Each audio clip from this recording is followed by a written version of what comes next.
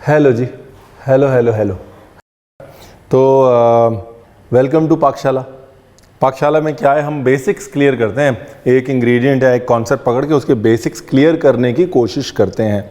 अब अंडे के फंडे हो चुके हैं 3, आटे की बात हो चुकी है, तमाम तरह के बेसिक्स हम क्लियर कर चुके हैं। मुझे लगा यार चॉकलेट तो रह गई, तो चॉकलेट मूस के रास्ते हम बेसिक्स क्लियर करेंगे। चॉकलेट क्या होती है, कहाँ से आती है, कितने किस्म की होती है, हर किस्म की चॉकलेट का इस्तेमाल क्या है, वो सब चीज़ें जो है क्लियर कर देंगे। लेकिन बस उस तरफ मिलते हैं। Rolling and action.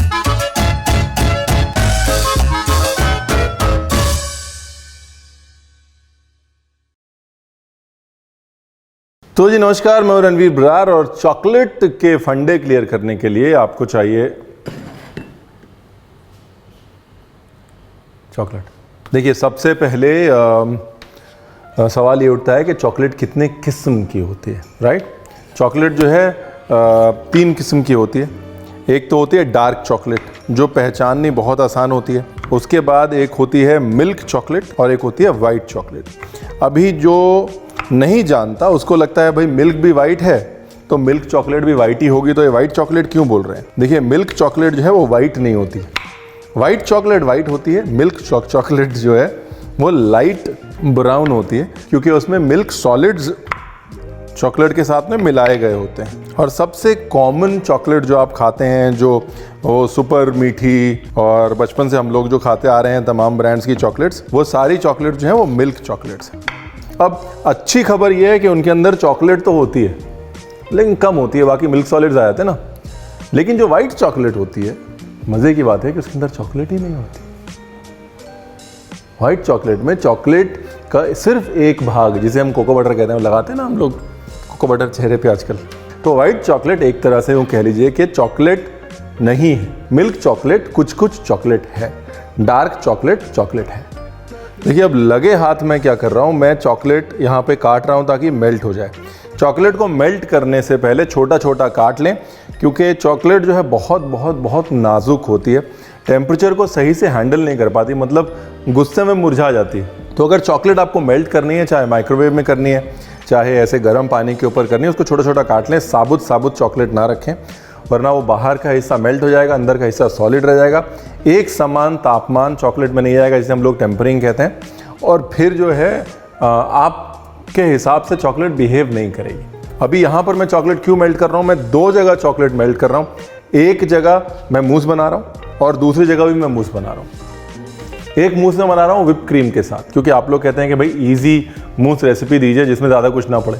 दूसरा, फिर लोग मुझे कहते हैं कि यार रणवीर वो तो ठीक है, बट हमारे यहाँ विपिंग क्रीम नहीं मिलती, या फिर हमको क्रीम विप नहीं करनी आती है, हमारे यहाँ गर्मी बहुत है, क्रीम विप नहीं होती, या फिर हमें डेयरी एलर्जी है, या फिर हमें सोया एलर्जी है अगर सोया क्रीम है, तो हम क्या करें, हम चॉकलेट मूस नहीं खा सकते क्या।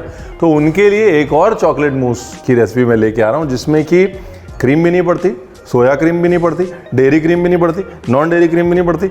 बस अभी इतना ही बताऊँ, ठीक है। तो ये जो वक्त है, एक छोटा सा ब्रेक लेके और पीछे जाके ज्ञान लेने का है, क्योंकि यहाँ पर मैं 2 किस्म की चॉकलेट यूज़ कर रहा हूँ, एक कूवर्चर और एक कंपाउंड, ठीक है। ये जो है इसको बोलते हैं कूवर्चर, और इसके बाद जो यहाँ पर रखी हुई है इसको बोलते हैं कंपाउंड। अब कूवर्चर और कंपाउंड में क्या फ़र्क है, ये समझने के लिए आपको ज़रा आराम से बैठ के बात करनी होगी कि चॉकलेट कहाँ से आती है, उसकी प्रोसेसिंग कैसे होती है, और उसकी प्रोसेसिंग के बाद ये कूवर्चर, कंपाउंड, 25%, 45%, 72% ये सब होता क्या है, ठीक है। आप वो करिए, फिर मैं आता हूँ, यहीं हूँ।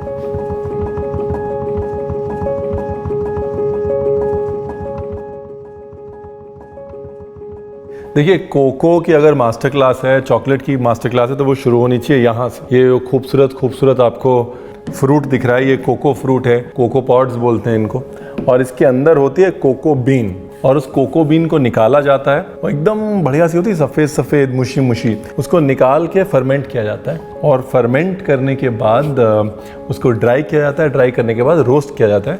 रोस्ट करने के बाद वो कोको बीन जो है कुछ इस तरह की हो जाती है, और ये समझ लीजिए फॉर द लॉन्गेस्ट टाइम, मतलब हज़ारों साल तक कोको जो है वो इस स्टेज के आगे नहीं गया था।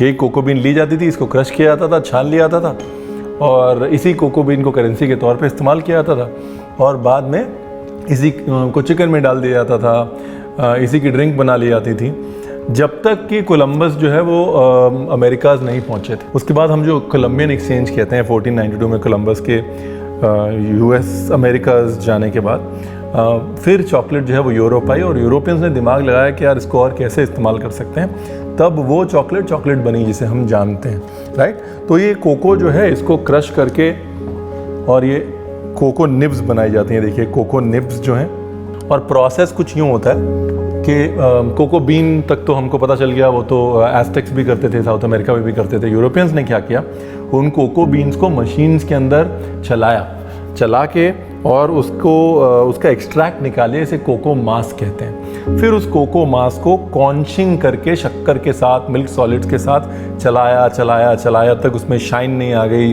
एक पैलेटेबिलिटी नहीं आ गई, वो सब चीज़ें मिक्स नहीं हो गई, वो लाइट नहीं हो गई, एक इमल्जन नहीं बन गया और फिर वो करेंट जो हम बार चॉकलेट बोलते हैं वैसे जाके बनी, राइट। अभी आजकल वो परसेंटेजेस की बहुत बात हो रही है, 30%, 40%, 50%। उसका मकसद ये, जब वो कोको लिकर निकलता है कोको बीन में से, आपकी चॉकलेट के अंदर कितना कोको लिकर है।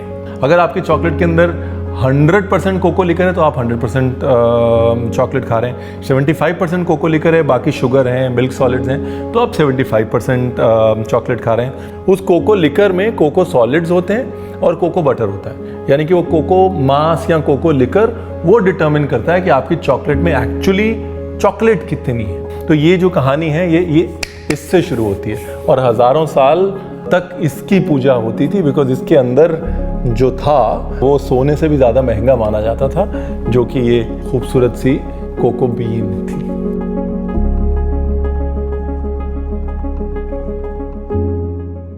अब चॉकलेट को एकदम से अगर आप ज़्यादा टेम्परेचर दिखाएंगे तो इसके अंदर का कोको मास जो है वो जल जाएगा, राइट। तो चॉकलेट का टेम्परेचर धीरे धीरे बढ़ाना चाहिए और धीरे धीरे उतारना चाहिए। टेम्परेचर शॉक नहीं देते चॉकलेट को। अब इसीलिए धीरे धीरे चॉकलेट को मेल्ट करने के लिए हमने उसको छोटा छोटा तोड़ा है ताकि वो बराबर से इवनली मेल्ट हो। अब देखिए, जब भी चॉकलेट को आप मेल्ट करते हैं, कभी भी पूरा मेल्ट मत करिए, चाहे वो माइक्रोवेव में हो चाहे वो पानी के ऊपर, ठीक है। चॉकलेट को चॉकलेट की गर्मी से मेल्ट करना ही, बिकॉज क्या है, यहाँ पर देखिए कुछ चॉकलेट मेल्टेड है, कुछ नहीं मेल्टेड है। जो मेल्टेड है उसकी गर्मी से ही बाकी की चॉकलेट मेल्ट हो जाएगी। याद रखिए, गर्म भी धीरे धीरे, ठंडा भी धीरे धीरे। चॉकलेट बहुत टेम्परेचर सेंसिटिव है, और टेम्परेचर सेंसिटिव इसलिए बिकॉज चॉकलेट एक किस्म से इमल्शन है और emulsions are very sensitive to temperature. इसमें जो फैट्स हैं, चाहे वो मिल्क फैट्स हैं चाहे वो कोको बटर है, वो बहुत डेलिकेटली बाकी चीज़ों के साथ मिक्स होके बैठे हुए हैं। अगर हमने उस इमल्शन को हिला दिया, टेम्परेचर ज़्यादा कर दिया या इसके अंदर पानी डाल दिया, तो फिर वो इमल्शन जो है वो ब्रेक हो जाता है और इमल्शन ब्रेक होने के बाद फैट अलग हो जाते हैं। हम लोग उसे ब्लूमिंग कहते हैं कि अगर चॉकलेट ऊपर सफ़ेद हो जाती है ना, तो वो उस वजह से होती है। इसलिए मॉडल ऑफ द स्टोरी ये है कि चॉकलेट को धीरे धीरे गर्म करिए, धीरे धीरे ठंडा करिए। अब कितने डिग्री तक चॉकलेट को आप मेल्ट कर सकते हैं? 40 डिग्री तक आप चॉकलेट को मेल्ट कर सकते हैं, 40 से 41 भी कर सकते हैं। आइडियली 37-38 पे उतार लीजिए, बाकी टेम्परेचर अपने आप उसका मेंटेन रहता है। चेक कैसे करना है कि भाई ये 40 डिग्री हुआ कि नहीं? हमारे शरीर का तापमान होता है 37.4, राइट। फ़ारेनहाइट में होता है 98.4, 37.5 जो हमारे शरीर का तापमान है। अगर हमारे शरीर का तापमान 37 है, यानी कि उस पर ऊपर कोई भी चीज़ लगे जो कि हमारे शरीर से हल्की सी गर्म हो, तो वो लगभग 40 होगी, राइट। तो चॉकलेट को लेना है और यहाँ लगाना है हल्का सा, यहाँ पे। बहुत सेंसिटिव एरिया होता है हमारे शरीर का, वहाँ पे तुरंत तापमान का पता चलता है। हम लिप्स से चाय पीते हैं, हमें आइडिया लगा था ना कि एकदम से चीज़ गर्म है, तो लिप्स टेम्परेचर के लिए सेंसिटिव होते हैं ताकि कोई गर्म चीज़ शरीर के अंदर ना जाए।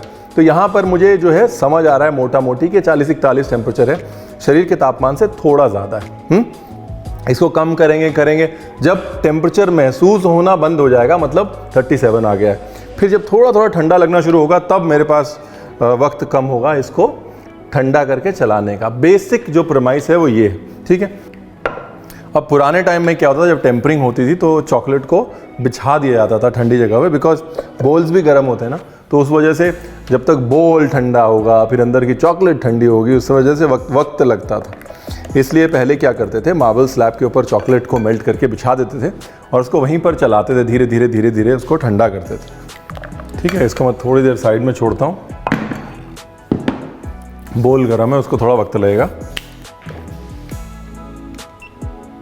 43, 42 जब आया फिर उसको चलाएंगे।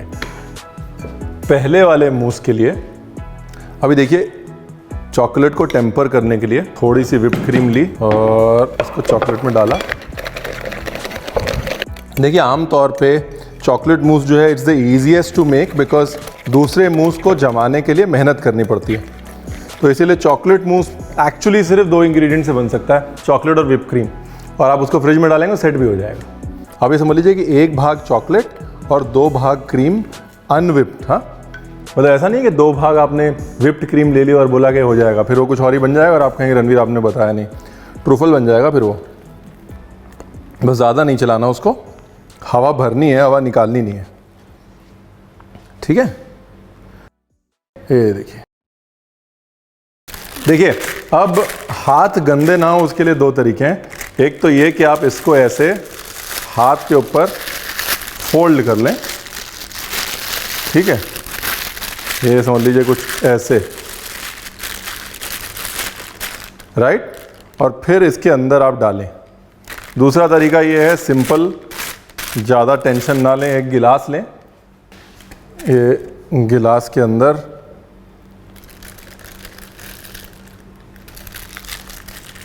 अपना चॉकलेट मूस भर लें।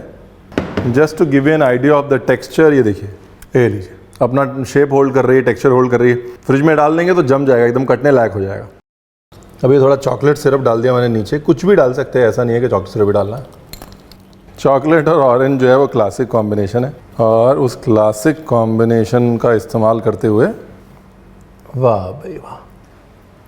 अब चॉकलेट एंड मिंट भी क्लासिक है, थोड़ा मिंट भी डाल देते हैं।